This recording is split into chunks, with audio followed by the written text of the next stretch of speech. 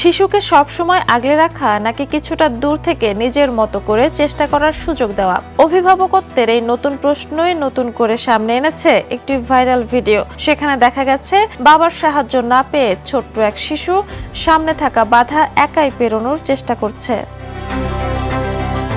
ভিডিওটিতে বাবা শিশুটির কিছুটা সামনে হাঁটতে থাকেন। পথ জুড়ে টানানো নানা ব্যারিয়ার টেপ ও নিচু দড়ির মতো প্রতিবন্ধকতা বাবা পেরিয়ে গেলেও শিশুটি পারছিল না। সে বাবার সাহায্য প্রার্থনা করলেও বাবা কোনো সাহায্যই করলো না।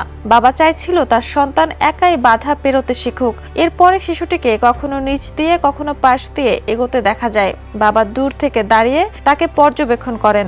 এক পর্যায়ে শিশুটির সমস্যায় পড়লে তিনি ফিরে এসে সামান্য সাহায্য করেন। এরপর আবার সরে দাঁড়িয়ে শিশুটিকে নিজ থেকেই পথটি শেষ করার সুযোগ দেন। শিশুটি যখন সফলভাবে বাধা পেরোতে পারল তখন সে আনন্দে বাবার দিকে দৌড় দিল। বাবাও হাততালি দিয়ে শিশুকে আরো উৎসাহ দিলেন। ভিডিওটি দেখে ওই বাবার প্রশংসা করেছেন অনেক netizen.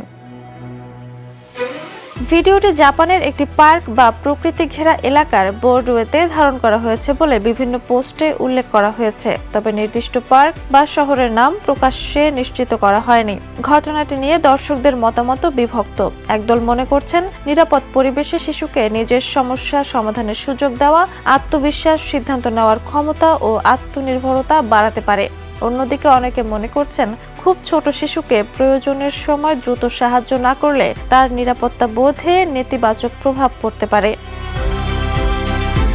Jhuma Mridha, the news.